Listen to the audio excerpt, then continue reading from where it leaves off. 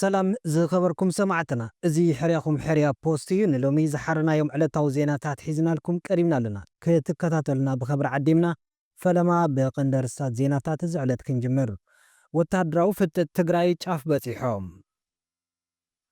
ነጋሪት ኩናት ዛሃር ሙሓለፍቲ ስምረት ነቲ ውድብ ከም ዘይውክሉ ገሊጾም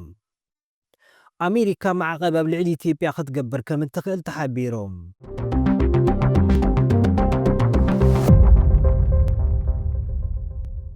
ወታደራዊ ፍጥጥ ትግራይ ጫፍ በፂሑ ወታደራዊ ፍጥጥ ትግራይ ጫፍ በፂሑ ኩነታት ትግራይ ናብ ኣዝዩ ሓደገኛ ኩነታት የምርሕ ከም ዘሎ ተገሊጾም ሓላፊው ሰብኣዊ መሰላት ሕቡራት ሃገራት ኣብ ትግራይ ዘሎ ፖለቲካዊ ውጥረት ክሃድድ ፀዊዖሎም ኮሚሽነር ሰብኣዊ መሰላት ውድብ ሕቡራት ሃገራት ቮልከር ቱርክ ኣብ ትግራይ ዘሎ ፖለቲካዊ ኩነታት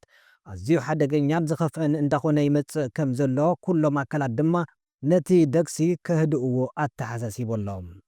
እቲ ሓላፊ ኣቐዲሙ ኣብ መንጎ ሓይልታት ትግራይን ፌደራልን ተፈጢሩ ዝነበረ ግርጭት ናብ ዝኸፍአ ኩናት ከየምርሕ ልዑል ስጋት ከም ዘሎ ገሊጾሎም ኣብዚ ሕጂ እዋን ህልው ፖለቲካዊ ኩነታት ትግራይ ኣዝዩ ተቐያይሪ እንዳኾነ ይኸይድ ከም ዘሎን ማሕበረሰብ ዓለም ከይሓደረ ከይወዓለ ነቲ ፍጥጥ ከህድኦ ፀዊዖሎም መንግስቲ ኢትዮጵያ ኣጋር ሰራዊቱ ድሩዓት መካይኑን ታንክታቱን ናብ ዶባት ትግራይ ይኽትት ከም ዘሎ ዘርኢ ናይ ምስልን ቪድዮን መረዳእታ ተዘርጊሖም ኣለዉ ብሸነኽ ትግራይ ኮላይ ካብን ናብን ቁልጡፍ ምንቅስቓሳት ዕጡቓት ሓይልታት ከም ዘሎ ወኪላትና የረጋግጾም ነጋሪት ኩናት ዛሃርሙ ሓለፍቲ ስምረት ነቲ ውድብ ከም ዘይውክሉ ተገሊጾም ኣብ መንጎ መሪሕነት ሕወሓት ብዝተፈጠረ ቁርቁስ ስልጣን ተገሚዑ ሓድሽ ውድብ ዝመስረተ ብጌታቸው ረዳ ዝምራሕ ውድብ ስምረት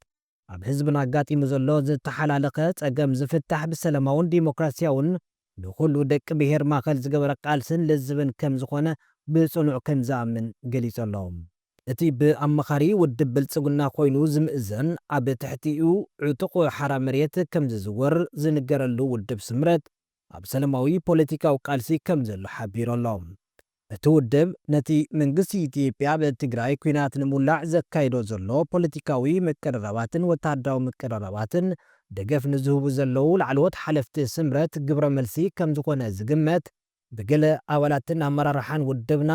ኣብ ማሕበራዊ ሚድያ ዝውዝዑ ዘለው ጽሑፋት ይኹኑ ሓሳባት ንውልቀ ጸሓፍቶም ወይ ተዛረብቶም እምበር ንውድብና ዘይውክሉ እዮም ክብል ኣተሓሳሲቦሎም ከምውን ኩሎም ወገናት ካብ ሓርፋፍ ፖለቲካዊ ወስጓስ ተቆጢቦም ህዝቢ ትግራይ ናብ ንቡር ናብርኡ ዝምልሰሉ ርግኣት ዝሰፍናሉ ሰላም ዝሰብኩሉን ጉዳያት ከተክሩ ኣብ ዘውፅኦ መግለፂ ፀዊዖሎም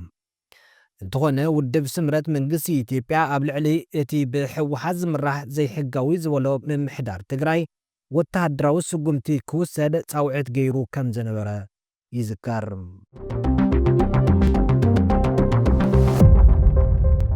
ኣሜሪካ ማዕቀብ ኣብ ልዕሊ ኢትዮጵያ ክትገብር ከም እትኽእል ተሓቢሮም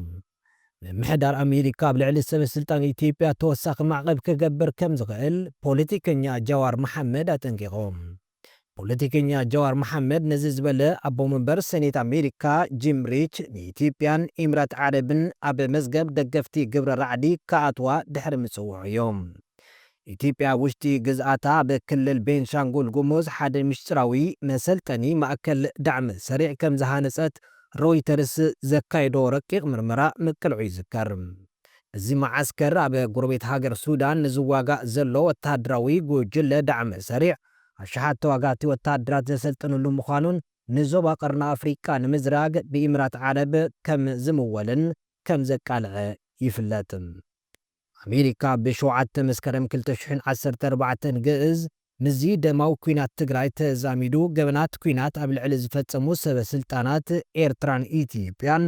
ውልቀ ሰባትን ትካላትን ኣቐዲሙ ዝተነበረ እገዳ ክጸንዕ ትእዛዝ ከም ዘመሓላለፈት ዝፍለጥ እዮም